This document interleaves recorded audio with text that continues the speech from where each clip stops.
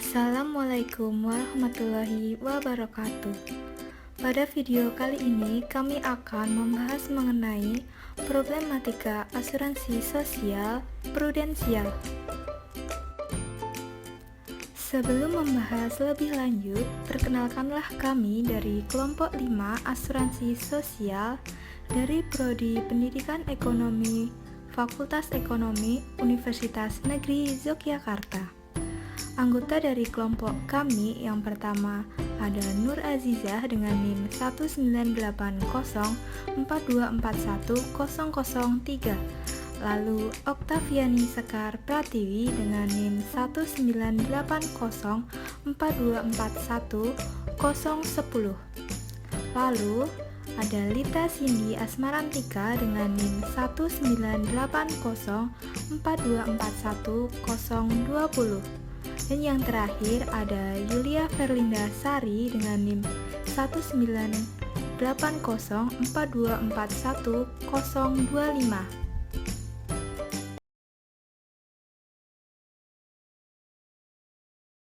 Apa yang terbayang dalam benak Anda pada saat Anda mendengar kata asuransi?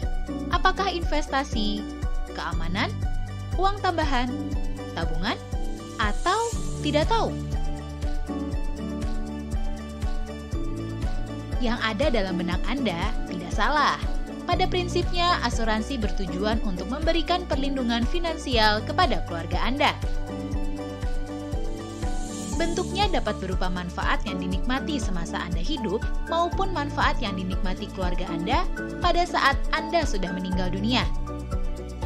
Manfaat tersebut dapat mengurangi risiko finansial yang terjadi di setiap tahap kehidupan. Dalam asuransi, ada dua hal yang perlu Anda perhatikan sebagai nasabah. Yang pertama adalah apa manfaat yang diberikan dari produk yang Anda beli. Dan yang kedua adalah apa pengecualian manfaat tersebut sehingga Anda tidak mengalami kekecewaan di kemudian hari. Manfaat yang ditawarkan sebuah produk asuransi dapat berupa manfaat hidup, yaitu manfaat yang bisa dinikmati semasa nasabah masih hidup. Misalnya manfaat kesehatan, tabungan pendidikan, nilai tunai atau nilai polis, atau manfaat kecelakaan. Manfaat lain yang dimiliki sebuah produk asuransi adalah manfaat meninggal, yaitu uang pertanggungan yang akan dibayarkan kepada keluarga nasabah saat nasabah sudah meninggal dunia. Kalau ngebahas tentang asuransi nih, apalagi asuransi kesehatan, aku sering banget dengar cerita dari dua sisi yang berbeda. Mungkin kamu juga sama kayak aku. Sisi pertama, kita sering banget dengar cerita-cerita manis dari saudara, teman, atau mungkin agen asuransi. Misalnya nih, ada orang yang kena penyakit kritis dan perlu bayar biaya pengobatan yang mahal banget. Akhirnya tertolong karena seluruh biaya atau sebagian besar biayanya itu di-cover sama asuransi. Tapi di sisi lain, gak jarang juga gitu kita dengar cerita-cerita memprihatinkan yang datang dari nasabah asuransi. Ada cerita seorang bapak yang ikut asuransi dari tahun 2012 dan bayar premi asuransinya tuh puluhan juta tiap tahun. Pas di tahun 2017, beliau tuh kena kanker getah bening. Pengajuan klaim asuransinya ditolak sama pihak asuransi. Ada juga nasabah yang beli produk asuransi sekaligus investasi atau unit link dan dijanjiin keuntungan investasi yang besar sama agen penjualnya. Setelah beberapa tahun nih, investasinya bukannya bertambah, malah ngalamin kerugian yang bisa dibilang besar banget. Bahkan, ada juga nasabah yang sampai lapor ke polisi dan nuntut ganti rugi. Kalau kamu perhatiin, di beberapa media sosial kayak Facebook, ada banyak banget grup yang berisi curhatan dari para nasabah yang ngerasa dirugiin sama pihak asuransi. Wah, kok bisa gitu ya? Di satu sisi ada banyak cerita manis yang tertolong karena pakai asuransi. Tapi di sisi lain ada juga yang malah merasa dirugiin. Jadi sebenarnya asuransi itu bermanfaat nggak sih? Apa asuransi itu emang diperluin? Berikut merupakan contoh kasus yang terjadi pada produk asuransi sosial di Indonesia yaitu mengenai kasus penipuan asuransi nasabah prudensial yang berpotensi mencapai kerugian 100%. Untuk lebih jelasnya, mari kita simak video berikut ini.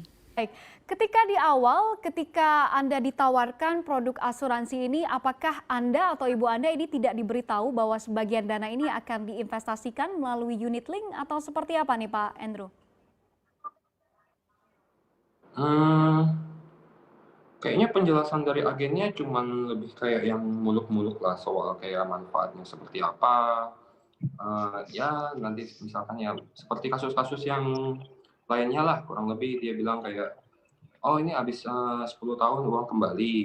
Nah waktu itu kebetulan karena emang kita udah pernah punya polis yang lama dengan agen yang beda, emang udah dirasakan manfaatnya, jadi ya itulah yang bikin akhirnya kita tertarik gitu loh. Akhirnya emang kita pengen beli lagi begitu. Tapi ternyata ya banyak masalah lah di polis ini yang baru. Baik, tapi apakah Anda sebagai nasabah juga ketika Anda atau mungkin Ibu Anda ketika menandatangani polis tersebut, apakah sudah membaca terlebih dahulu dan memang di sana dijelaskan juga, ada juga tertera bahwa sebagian besar dari dana yang Anda setor ini akan diinvestasikan kepada unit link atau seperti apa nih Pak Andrew? Kalau untuk di kasus saya ya, saya sampai hari ini belum pernah tanda tangan apa-apa. Jadi ya perlu dicek lagi tuh tanda tangannya.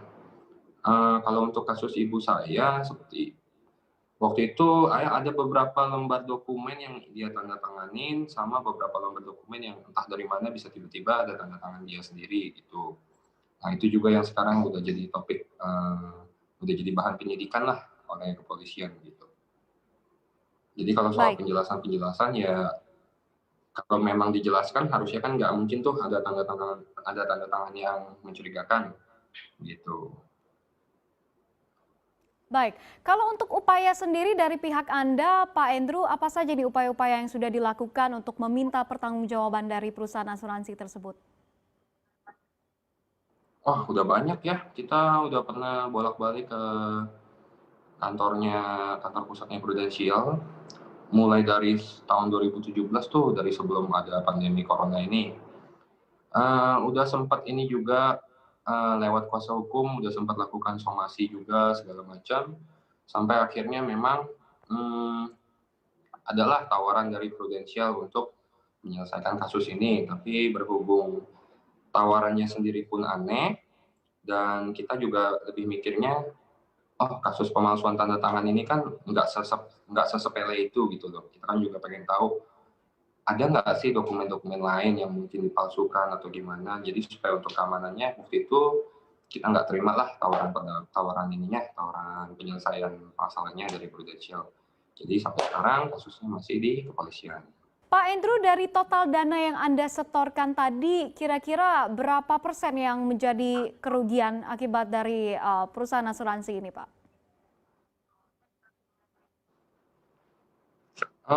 Kalau di kasus saya kemungkinan malah 100% ya. Soalnya kan saya sendiri nggak merasa tuh pernah menandatangani polis-polis itu. Sedangkan di polis saya baca itu semua polis asuransi jiwa yang mana nanti klaimnya itu kan nanti kalau misalkan saya udah meninggal, nanti yang bakal ngeklaim pun kan pasti ahli waris nih. Kemungkinan besar kan itu bakal dipermasalahkan tuh oleh perusahaan karena tanda tangannya ya nggak jelas gitu loh. Jadi ya itu kemungkinan besar 100%. Berdasarkan video yang telah kita simak di atas, maka mari kita ungkap terlebih dahulu siapa itu Prudential.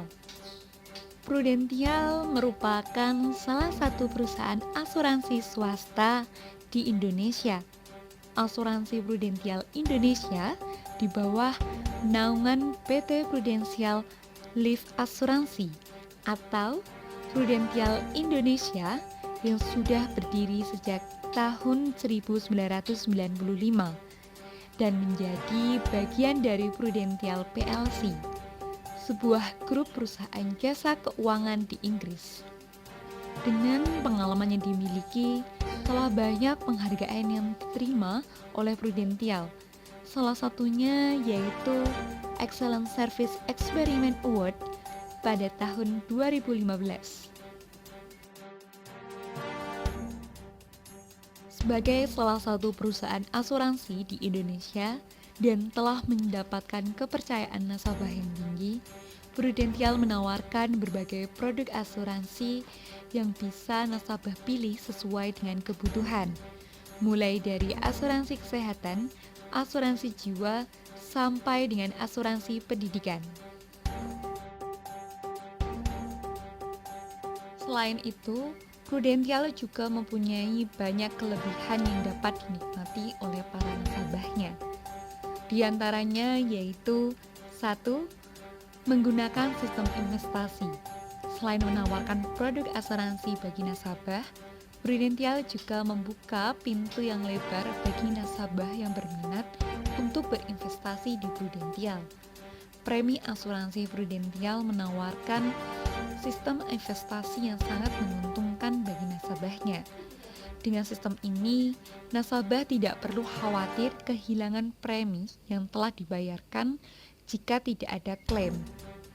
Kemudian yang kedua yaitu mendapatkan kartu PHS. Kartu PHS merupakan kartu yang bisa digunakan oleh nasabah untuk berobat di rumah sakit mitra Prudential dengan mudah tentunya ya. Dengan kartu ini, nasabah tidak perlu surat klaim, namun cukup dengan menunjukkan kartu PHS tersebut. Keuntungan selanjutnya yaitu pembayaran premi 10 tahun.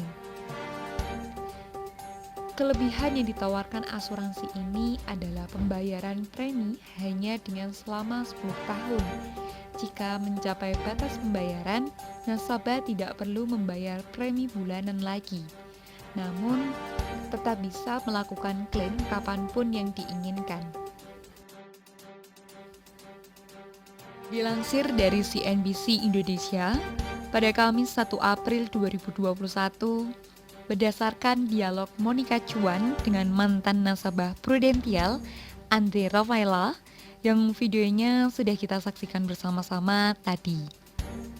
Bahwasannya dapat kita jabarkan bahwa produk asuransi yang sebenarnya diciptakan untuk memberikan proteksi dan meminimalisasikan resikonya. Hal ini tentunya menjadikannya sebagai salah satu instrumen atau alat bagi individu untuk merasa jauh lebih aman dengan adanya asuransi seharusnya.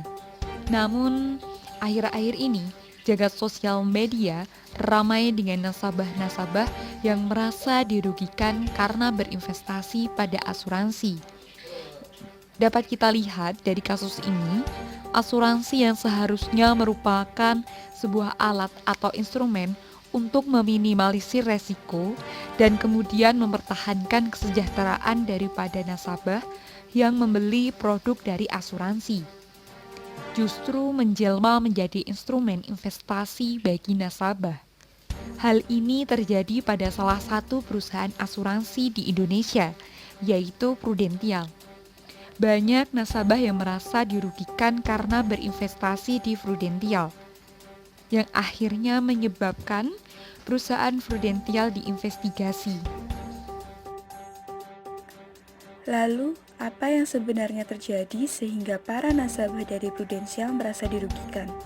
Berikut merupakan tuduhan-tuduhan para nasabah kepada pihak Prudential berdasarkan wawancara yang telah dilakukan oleh Monica Chuan dengan mantan nasabah Prudential Andre Rafaela. Setidaknya ada 3 tuduhan yang disampaikan. Yang pertama yaitu kerugian investasi yang proyeksinya mencapai 100% dengan membeli dari sebuah agen asuransi yang berbeda.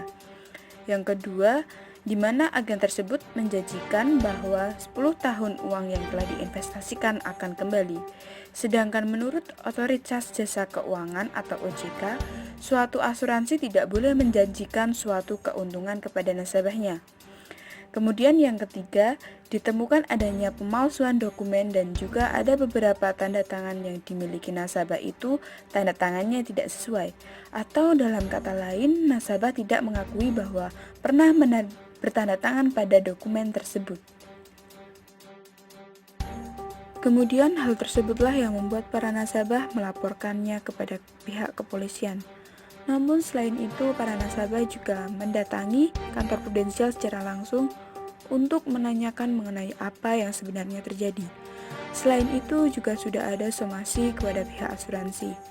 Hal ini sebetulnya sudah terjadi sejak tahun 2017, namun baru terkuak kembali pada tahun 2021 ini.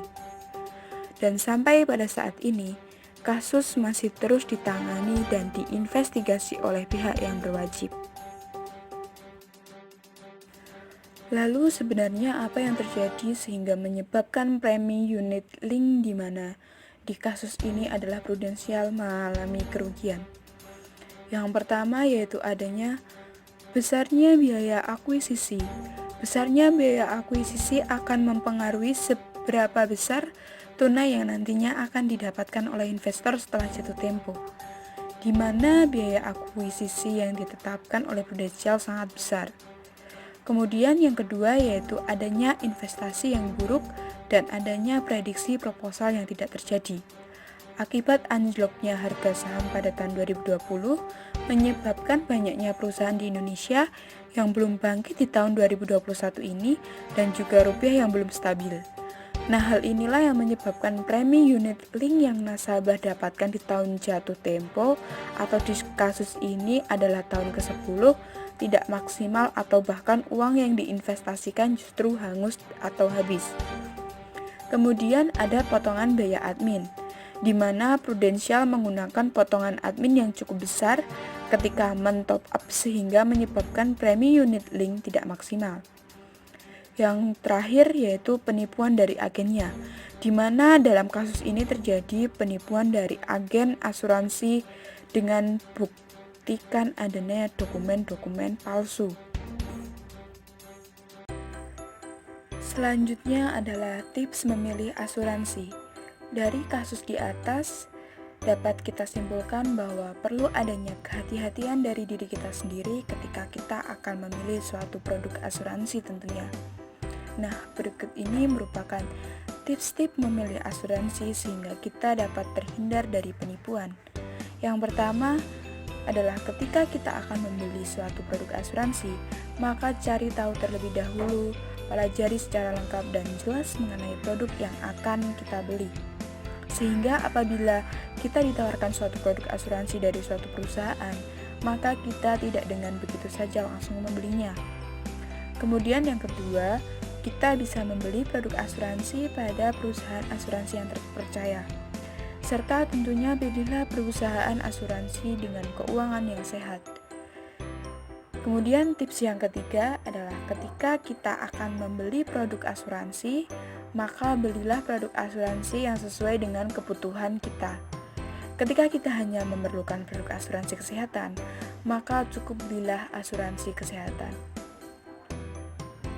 Nah, itu tadi tips-tips bagaimana agar kita terhindar dari penipuan dalam produk asuransi.